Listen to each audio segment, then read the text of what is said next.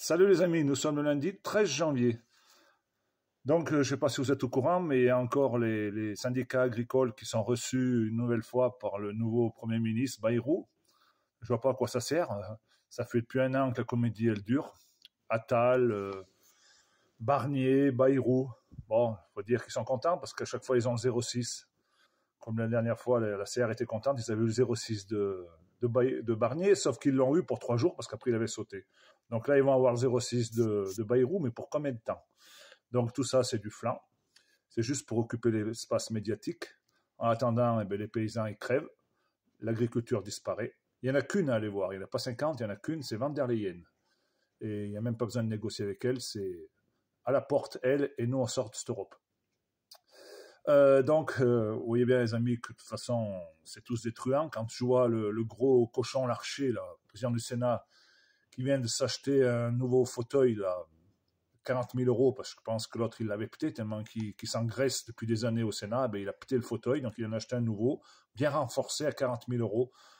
Vous voyez bien qu'ils se foutent complètement de notre gueule, et ils nous disent qu'il n'y a pas un rond dans les caisses, ils dépensent l'argent public, ils envoient les milliards en Ukraine, des milliards pour les Jeux Olympiques, 600 milliards pour le quoi qu'il en coûte du Covid, et nous, le peuple, on banque.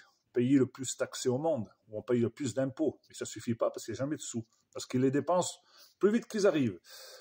Donc là, je ne sais pas combien de temps il va rester ce nouveau gouvernement. De toute façon, tout ça, c'est du flanc. Il y a longtemps que je vous le dis.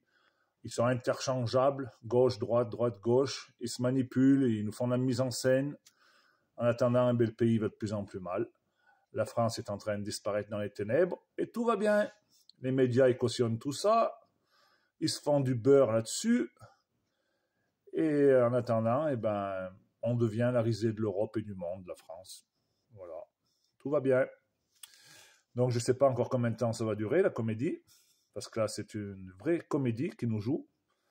Je ne sais même pas s'ils s'en rendent compte. S'ils ont la notion de l'argent, 40 000 euros pour un fauteuil. Vous vous rendez compte? Ce qu'on pourrait faire avec 40 000 euros?